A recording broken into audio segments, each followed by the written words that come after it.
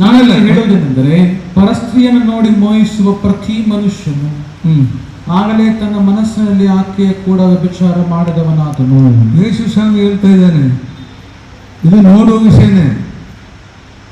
ಯಾರು ನೋಡ್ಬೇಕು ನೋಡ್ತಾರೆ ಅಂದ್ರೆ ಪರಸ್ತ್ರೀಯನ್ನು ನೋಡಿ, ಪರಸ್ತ್ರೀಯನ್ನು ಕೆಟ್ಟ ಉದ್ದೇಶದಿಂದ ನೋಡಿದರೆ ಏನಂದ್ರೆ ಮೋಹಿಸುವ ಪ್ರತಿಯೊಬ್ಬ ಮನುಷ್ಯನು ಆಗಲೇ ತನ್ನ ಮನಸ್ಸಿನಲ್ಲಿ ಆಕೆ ಕೂಡ ವ್ಯಭಿಚಾರ ಮಾಡಿದವನಾದನು. ಮನಸ್ಸಿನಲ್ಲಿ ಆಕೆ ಕೂಡ ವ್ಯಭಿಚಾರ ಮಾಡಿಬಿಟ್ಟಿದ್ದಾರೆ ಆಗಲೇ. ಹಲ್ಲೆಲೂಯಾ. ಕಣ್ಣು ಬಹಳ ಹುಷಾರಾಗಿರ್ಬೇಕು.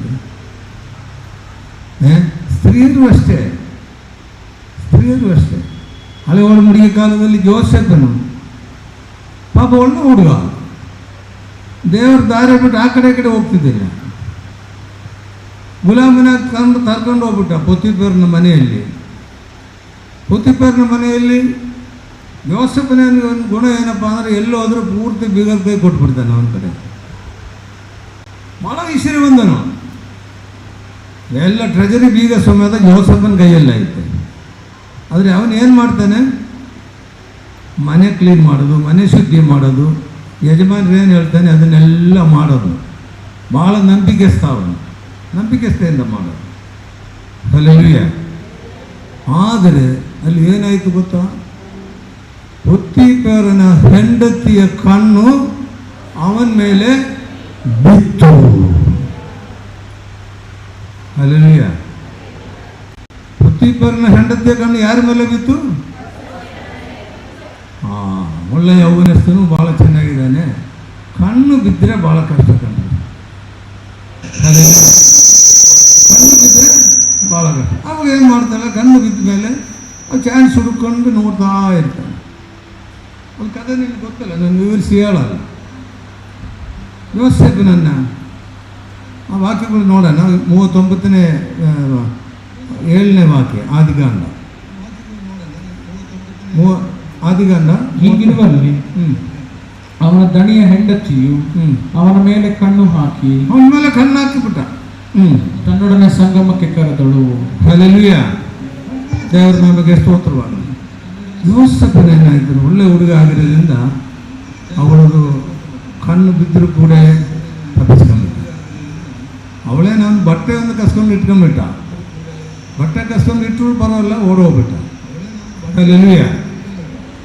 ತಪ್ಪಿಸ್ಕೊಂಡ್ಬಿಟ್ಟ. ಕಣ್ಣು ಭಾಳ ಎಚ್ಚರಿಕೆಯಾಗಿರ್ಬೇಕು ನಾವು. ಹಲ್ಲೆಲೂಯಾ. ಇದು ಹೆಂಡತಿಯ ಹೆಣ್ಮಕ್ಳ ಕಣ್ಣು ಗಂಡನ ಮೇಲೆ ಬಿದ್ದರು. ಏಸಾವ್ ಏನಂದರು, ಗಂಡಸರ ಕಣ್ಣು ಹೆಣ್ಮಕ್ಳ ಮೇಲೆ ಬಿತ್ತಂದ್ರು. ಹಲ್ಲೆಲೂಯಾ. ಇನ್ನೊಂದು ವಾಕ್ಯ ನಾವು ನೋಡ್ಕೊಳ್ಳೋಣ. ಇನ್ನೊಂದು ಕಣ್ಣು ಬಿದ್ದರೆ ಅದನ್ನು ನಿಮ್ಮೆಲ್ಲ ನಿಮಗೆ ಗೊತ್ತೈತೆ. 2ನೇ ಸಮುವೇಲ 11ನೇ ಅಧ್ಯಾಯ 2ನೇ ವಾಕ್ಯ. 2ನೇ ಸಮುವೇಲ 11ನೇ ಅಧ್ಯಾಯ 2ನೇ ವಾಕ್ಯ.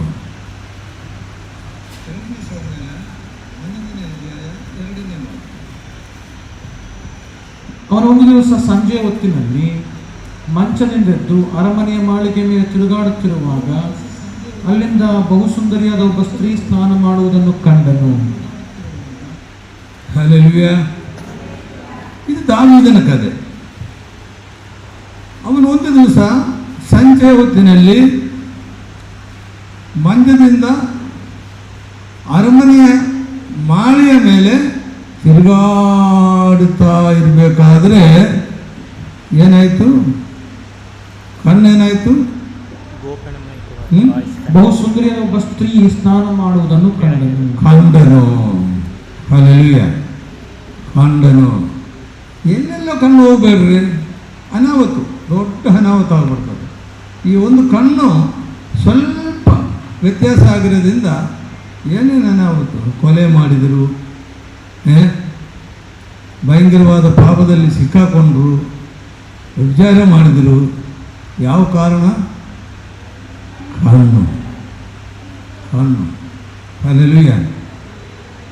ಹಾಗಾದರೆ ಕಣ್ಣು ಶರೀರದ ಒಂದು ಪಂಚೇಂದ್ರಿಯಗಳಲ್ಲಿ ಒಂದು ಅವಯವ. ನಾವು ದೇವರನ್ನು ಆರಾಧನೆ ಮಾಡಬೇಕಾದ್ರೆ ನಮ್ಮ ಕಣ್ಣು ಎಲ್ಲಿ ಇರಬೇಕು? ಕಣ್ಣು ಮುಚ್ಕೊಂಡು ದೇವರ ಕಡೆಗೆ ನಮ್ಮ ಮನೋನೇತ್ರಗಳನ್ನು ಮಾಡಬೇಕು. ಹಲ್ಲೆಲೂಯಾ. ಇಂಥ ಸಂದರ್ಭಗಳು ಬಂದಾಗ ನಾವೇನು ಮಾಡಬೇಕು ಅಂತ. ಜೋಸಫನೇನೋ ತಪ್ಪಿಸ್ಕೊಂಡ್ಬಂದ್ಬಿಟ್ಟ? ಇಲ್ಲ. ದೇವರ ಮಕ್ಕಳಿಗೆ ಇಂಥ ಪರಿಸ್ಥಿತಿಯಲ್ಲಿ ಬಂದಾಗ ಏನು ಮಾಡಿ, ನಾವಿದು ಕೂಡ ಒಬ್ಬ ದೇವರ ಮಗನೇ.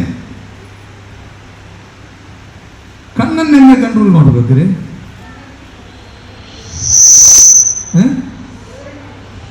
ದೇವರು ನೋಡ್ಬೇಕಂದಾರೆ ನಮ್ಮ ಎಷ್ಟರು. ಇದನ್ನು ತಪ್ಪಿಸ್ಬೇಕಂದ್ರೆ ಏನು ಮಾಡ್ಬೇಕು? ಯಾರಾದರೂ ಗೊತ್ತಿದ್ರೆ ಒಬ್ಬರಾದ್ರೂ ಹೇಳ್ರಿ ಏನು ಮಾಡಬೇಕು ಅಂತ. ಪ್ರಾರ್ಥನೆ ಮಾಡಬೇಕು. ಇಲ್ಲ, ಕಣ್ಣು ಹೆಚ್ಚು ಕಮ್ಮಿ ಆದಾಗ ದೇವರು ಬರೋ ಕಣ್ಣು ಸೃಷ್ಟಿ ಮಾಡಿಲ್ಲ, ಕಣ್ಣಿಗೆ 2 ಬಾಗಲು ಸೃಷ್ಟಿ ಮಾಡಿದ್ದಾನೆ. ಬಾಗಲು ಮುಚ್ಚಿಬಿಟ್ರೆ ಆಯಿತು. ಇಲ್ವಾ? ನೋಡಬಾರ್ದನ್ನ ಕಣ್ಣು ಮುಂದೆ ಬಂದಾಗ ದೇವರು ನಮಗೆ ಕಣ್ಣಿಗೆ 2 ಬಾಗಲು ಸೃಷ್ಟಿ ಮಾಡಿದ್ದಾನೆ. ಇಲ್ವಾ? ಇನ್ನೂ ಸಂದರ್ಭ ಬಂದಾಗ ಏನು ಮಾಡಬೇಕು? ಕಣ್ಣು ಮುಚ್ಚಿದ್ರೆ ಸರಿ ಹೋಗ್ಬಿಡ್ತದೆ. ಹಲ್ಲೆಲೂಯಾ. ಮುಚ್ತೀರಾ? ಯಾಕಂದರೆ ಕಣ್ಣು ಎಂದದು ಶರೀರದ ಒಂದು ಅವಯವ.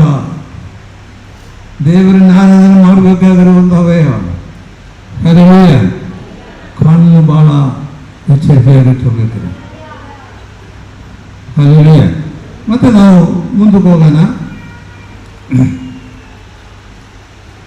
ಮತ್ತೆ ಕಿವಿ ಕೊಟ್ಟಿದ್ದಾರೆ ನಮಗಿಲ್ವಾ? ಕಿವಿ ಇರೋದು ಸ್ವಲ್ಪ ತೋರಿಸಿದ್ರೆ ಎಷ್ಟು ಜನ ಕಿವಿ ಐತೆ? ಕಿವಿ ಇಳಿದವ್ರು ಯಾರನ್ನ ಇದ್ದಾರೆ ಇಲ್ಲಿ? ಯಾಕಂದ್ರೆ ಏಸಾಮಿ ಹೇಳ್ತಾರೆ ಕಿವಿ ಉಳ್ಳವ್ರು ಕೇಳ್ರಿ ಅಂತ, ಹೇಳಲ್ವಾ? ನೋಡ್ರಿ, ಮತ್ತಾಯ ಸುವಾರ್ತೆ 5ನೇ ಅಧ್ಯಾಯದಲ್ಲಿ ಏಸಾಮಿ ಹೇಳ್ತಾ ಇರೋದನ್ನ ನೋಡ್ರಿ. ಮತ್ತಾಯ ಸುವಾರ್ತೆ 5ನೇ ಅಧ್ಯಾಯ ಅಲ್ಲ 13ನೇ ಅಧ್ಯಾಯ 8-9 ವಾಕ್ಯ.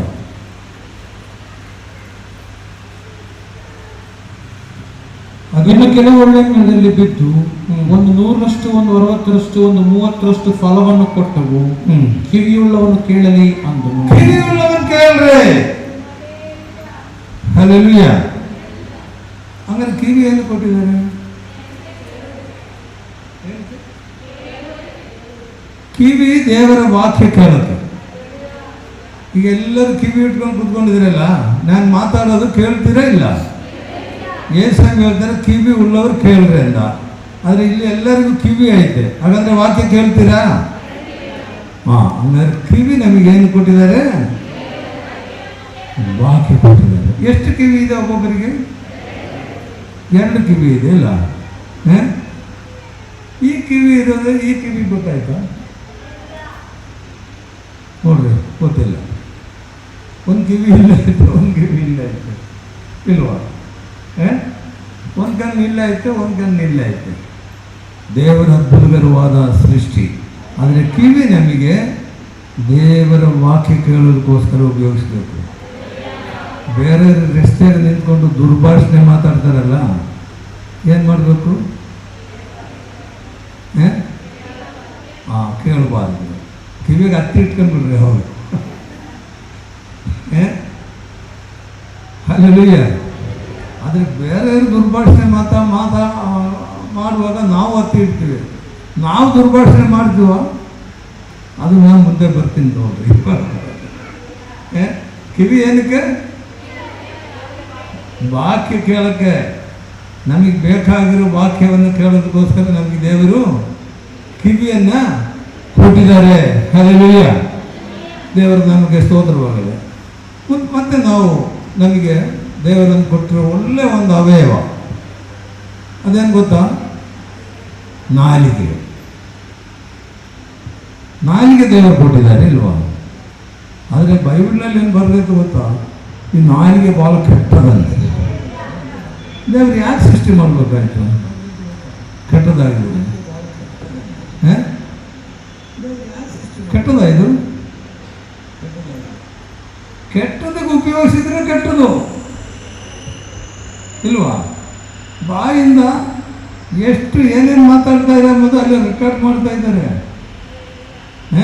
ನಿಮ್ಮ ಬಾಯಿಯಿಂದ ಬರುವ ಪ್ರತಿಯೊಂದು ಮಾತುಗಳು ಅಲ್ಲಿ ನೋಡ್ತಾ ಇದ್ದಾರೆ, ದೇವರು ನೋಡ್ತಾ ಇದ್ದಾರೆ. ಹಲ್ಲೆಲೂಯ.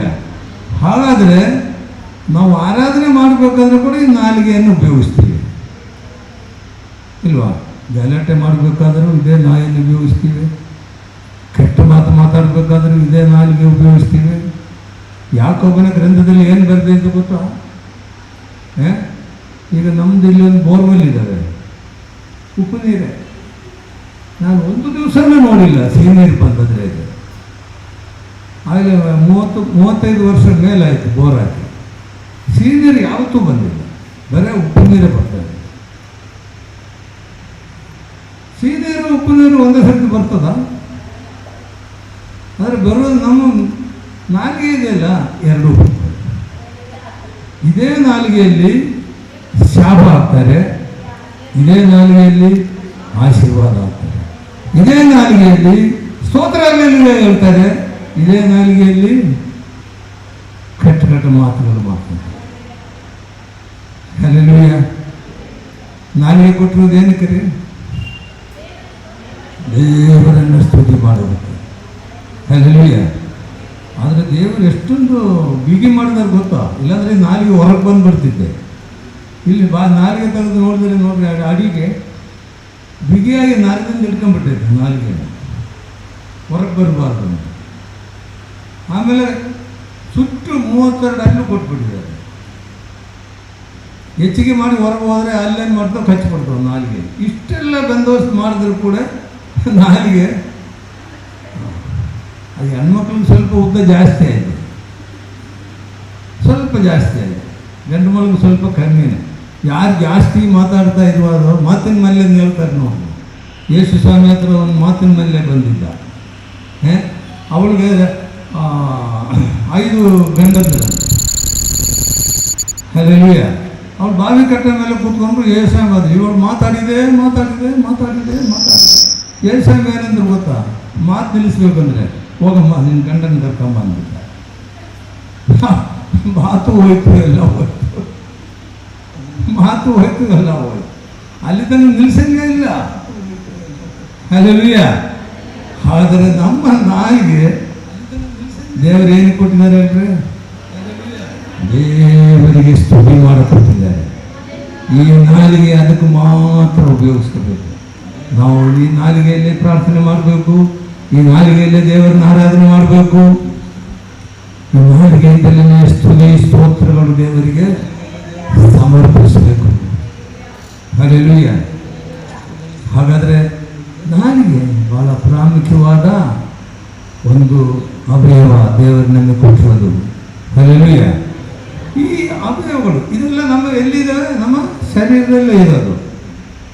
ಯಾವುದರಿಂದ ಆರಾಧನೆ ಮಾಡಬೇಕು ಅಂತ ನಾನು ಮಾತಾಡಿದ್ದೀವಿ. ರೋಮಪುರದ ಬರೆದ ಪತ್ರಿಕೆ 12ನೇ ಅಧ್ಯಾಯ 1ನೇ ವಾಕ್ಯದಲ್ಲಿ,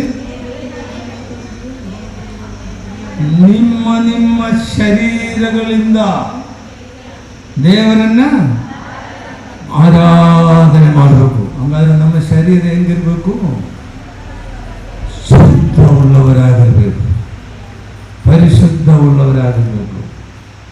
ನಾಲಿಗೆಯಲ್ಲಿಂದ ಏನು ಬಂದಾಗ ಮಾತಾಡೋದಲ್ಲ, ಬರೀ ಸುಳ್ಳಾಡೋದಲ್ಲ, ಬರೀ ಚಾಡಿ ಹೇಳೋದಲ್ಲ, ಬರೀ ಕೆಟ್ಟ ಮಾತಾಡೋದಲ್ಲ. ನಾಲಿಗೆ ನಮಗೆ ಕೊಟ್ಟಿರೋದು ದೇವರನ್ನು ಸ್ತುತಿ ಮಾಡೋದಕ್ಕೆ. ಹಲ್ಲೆಲೂಯ. ಈ ಯಾಕೋಬನ ಗ್ರಂಥದಲ್ಲಿ ನಾವು ನೋಡ್ತೀವಿ ನಾಲಿಗೆ ಏನೇನಂದು ನೋಡ್ರಿ. ಯಾಕೋಬನ 3:11 ವಾಕ್ಯ ತಂಗ,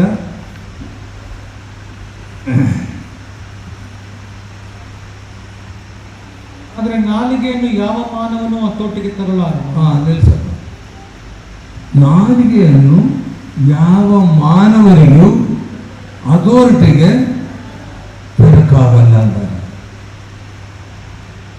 ಹಲ್ಲೆಲೂಯ. ಈ ಪ್ರಪಂಚದಲ್ಲಿ ಇದು ಎಲ್ಲ ಪ್ರಾಣಿಗಳನ್ನು ಅಥಾರಿಟಿಗೆ ತರಬಹುದು. 50 kg ಇರುವ ಒಬ್ಬನು 5,000 kg ಇರುವ ಆನೆನ ಕಂಟ್ರೋಲ್ ಮಾಡ್ತಾನೆ. 5,000 kg ಇರುವ ಆನೆನ ಕಂಟ್ರೋಲ್. ಕೂತ್ಕೊಂಡ್ರೆ ಆನೆ ಕೂತ್ಕೊಳ್ತಾರೆ, ಎದ್ದೊಳಂದ್ರೆ ಎದ್ದೊಳ್ತಾರೆ, ಕಾಲು ಮಡಚಂದ್ರೆ ಕಾಲು ಮಡಿಸ್ತಾರೆ. 50 kg ಇರೋ ಮನುಷ್ಯನು 5,000 kg ಇರೋ ಆನೆನ ಏನು ಮಾಡ್ತದೆ? ಅದೋರಟಿಗೆ ತರ್ತಾರೆ. ಇಲ್ಲ, ಎಷ್ಟೋ ಪ್ರಾಣಿಗಳನ್ನ ನಮ್ಮ ಮನೆಗಿರುವ ಹಸುಗಳು, ನಾಯಿಗಳು ಬಾರೋ ಇಲ್ಲಿಂದರೆ ಬರ್ತದೆ, ಅದೊಟ್ಟಿಗೆ ತರ್ತಾರೆ. ಆದರೆ ಅದೊಟ್ಟಿಗೆ ತರದಲ್ಲೇ ಇರುವ ಒಂದು ನಮ್ಮ ಶರೀರದಲ್ಲೇ ಇದ್ದಾವೆ. ಯಾವುದದು? ನಾಲಿಗೆನೇ. ನಾನು ಹೇಳ್ತಾ ಇಲ್ಲ, ಬೈಬಲ್ನಲ್ಲಿ ಬರೆದಿದ್ದಾರೆ. ಹೋದಪ್ಪ ವಾಕ್ಯವನ್ನೇ ಮತ್ತೊಂದು ಸರ್ತಿ. ಆದರೆ ನಾಲಿಗೆಯನ್ನು ಯಾವ ಮನುಷ್ಯನು ಹತೋಟಿಗೆ ತರಲಾರನು. ಆದರೆ ನಾಲಿಗೆಯನ್ನು ಯಾವ ಮಾನವನು ಹತೋಟಿಗೆ ತರಲಾರದು. ಮುಂದೆ ಹೋದು. ಅದು ಸುಮ್ಮನಿರಲಾರದ ಕೆಡುಕಾಗಿದೆ. ಅದು ಸುಮ್ಮನಿರಲಾರದ ಕೆಡುಕಾಗಿದೆ. ಅದು ಸುಮ್ಮನೆ ಇರಲಾರದ ಕೆಡುಕಾಗಿದೆ. ಕೆಡುಕು ಆಗಿದೆ. ಮರಣಕರವಾದ ವಿಷದಿಂದ ತುಂಬಿದೆ. ನಾಲಿಗೆ ಅಲ್ಲ ನೋಡ್ರಿ, ನಾಲಿಗೆಯಲ್ಲಿ ವಿಷ ಇದೆ ಅಂತ. ವಿಷ ನಾಲಿಗೆಯಲ್ಲಿ ಏನಿದೆ? ವಿಷ ಇದೆ.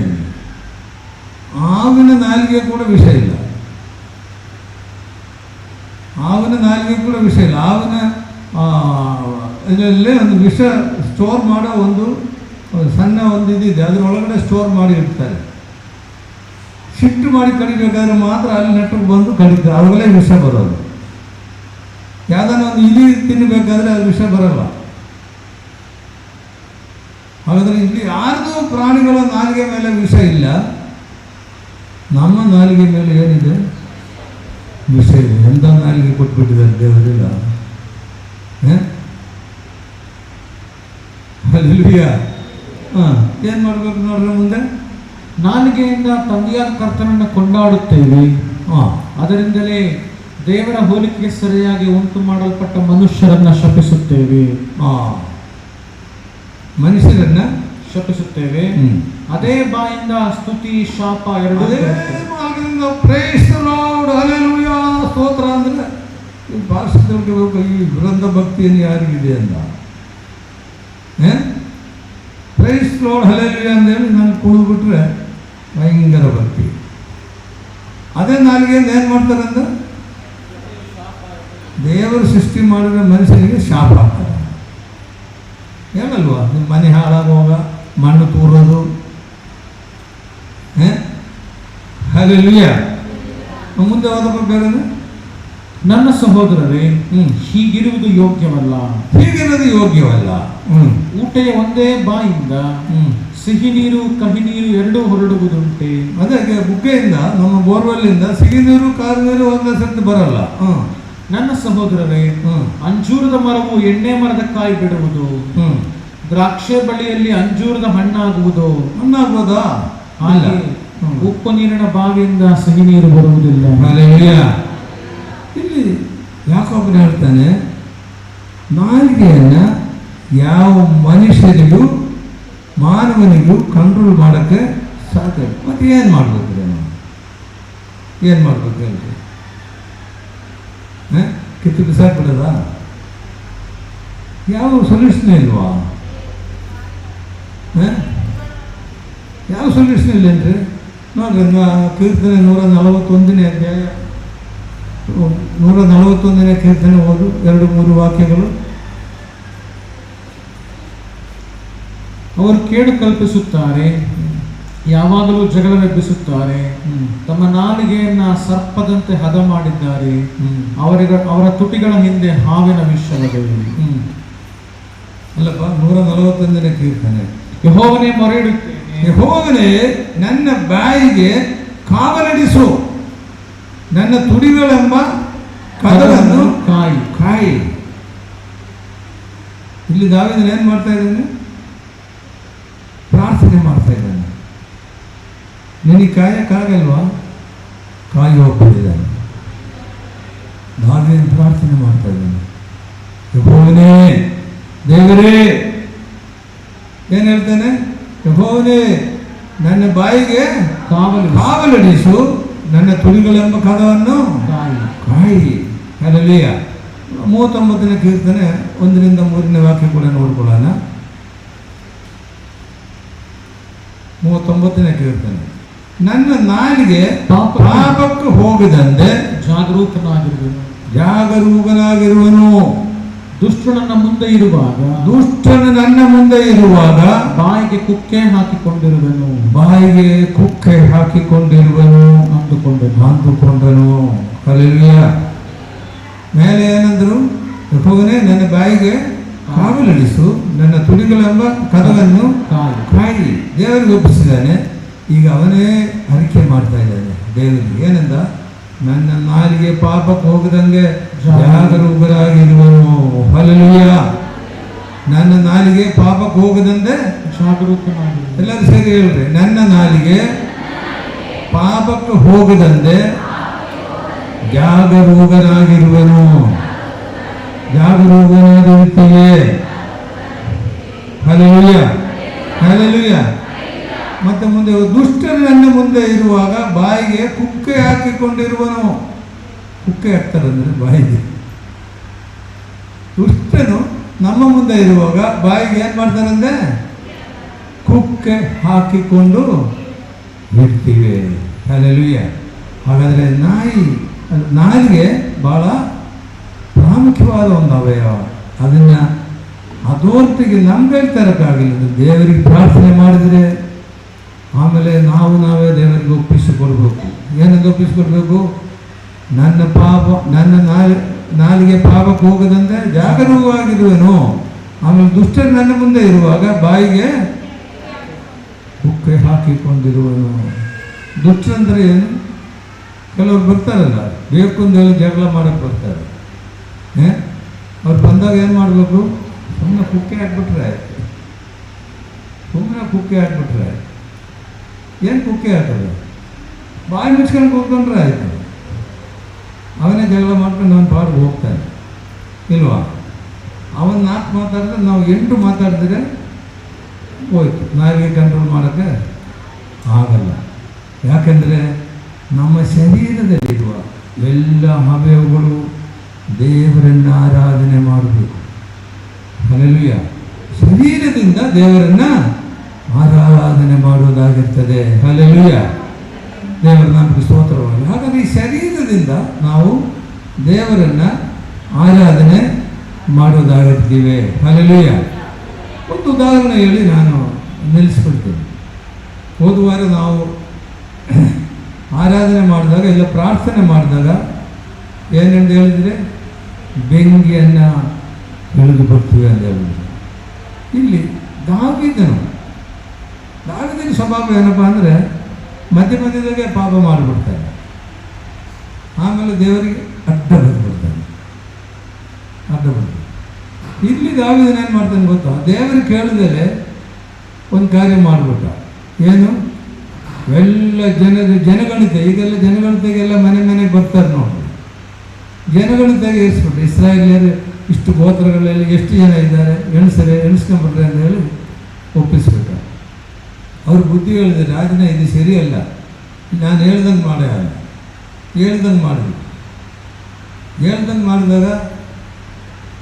ದೇವರು ಅವನಿಗೆ ಹೇಳಿದ್ರು, ಯಾಕಪ್ಪ ಮಾಡಿದೆ ಇದನ್ನು?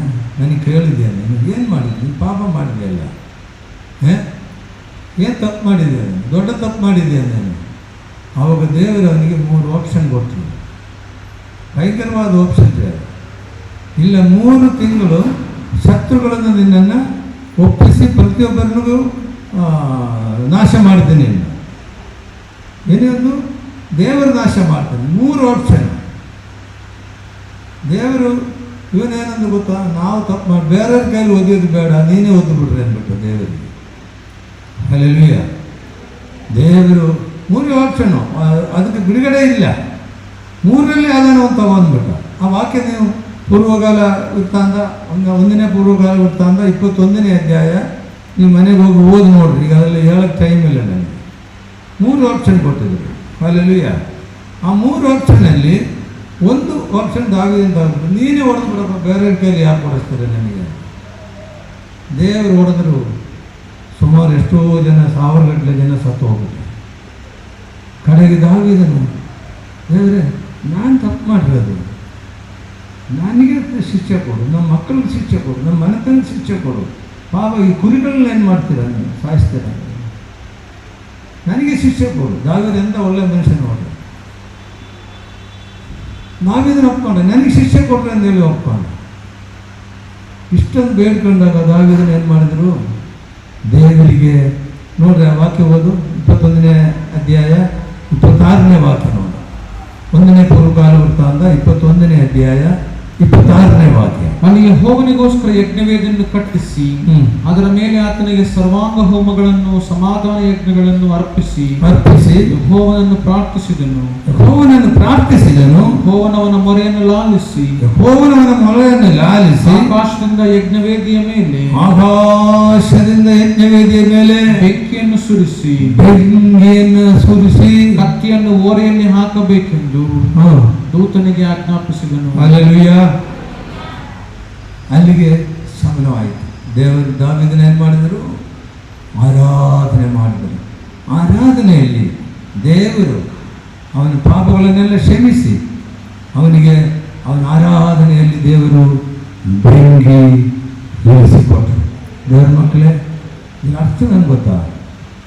ನಾವು ಕೂಡ ಅನೇಕ ಟೈಮ್ನಲ್ಲಿ ತಪ್ಪು ಮಾಡಿರ್ಬೋದು. ನಾಲಿಗೆಯಿಂದಲೇ ಎಷ್ಟೋ ತಪ್ಪು ಮಾಡಿರ್ತಾರೆ.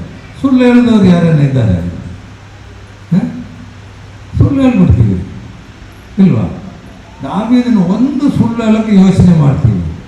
ಅಕಸ್ಮಾತ್ ಸುಳ್ಳು ಹೇಳಿದ್ರೆ ಏನು ಮಾಡ್ತಾನೆ? ಅಡ್ಡ ಬಂದು ಬಿಡ್ತಾನೆ ದೇವರ ಹತ್ರ. ಅಲ್ಲೆಲ್ಲಿಯ ಈಗ ಒಂದೇ ಚಾಯ್ಸ್, ನಾವು ಪಾಪ ಮಾಡಿದ್ದೀವಿ, ಆದರೆ ದೇವರಿಗೆ ಅಡ್ಡ ಬೀಳಬೇಕು. ದೇವರೇ, ನನ್ನನ್ನು ಕ್ಷಮಿಸಪ್ಪ. ಆವಾಗ ನಾವು ಪ್ರಾರ್ಥನೆ ಮಾಡಿ ದೇವರನ್ನು ಆರಾಧನೆ ಮಾಡಿದರೆ ಆ ಆರಾಧನೆಯಲ್ಲಿ ದೇವರು ಬೆಂಕಿ ಇಳಿಸ್ತಾರೆ. ಹಲ್ಲೆಲೂಯಾ. ಎಲ್ಲ ಪಾಪಗಳನ್ನು ಬೆಂಕಿಯಲ್ಲಿ ಸುಟ್ಟು ಪರಿಶುದ್ಧರಾಗಿ ದೇವರು ಮಾಡ್ತಾರೆ. ಈ ವಾಕ್ಯಗಳಿಂದ ದೇವರು ನಮ್ಮನ್ನು ಆಶೀರ್ವದಿಸಲಿ. ನಾವು ಪ್ರಾರ್ಥನೆ ಮಾಡೋಣ. ನಮ್ಮನ್ನು ಬಹಳವಾಗಿ ಪ್ರೀತಿ ಮಾಡುವ ಸ್ವರ್ಗೀಯ ತಂದೆಯಾದ ದೇವರೇ, ಯೇಸುವೆ, ನಮ್ಮ ಪಾದಗಳಲ್ಲಿ ನಾವು ಬರ್ತಾ ಇದ್ದೇವೆ. ನೀವು ನಮ್ಮ ಶರೀರಗಳಿಂದ ಆರಾಧನೆ ಮಾಡು ಎಂಬುದಾಗಿ ನೀವು ಹೇಳಿದೆಯಲ್ಲ. ಹಲ್ಲೆಲೂಯಾ. ನಮ್ಮ ಶರೀರದಿಂದ ನಾವೇನನ್ನು ಮಾಡಿದ್ವಪ್ಪ, ನಮ್ಮನ್ನು ಕ್ಷಮಿಸ.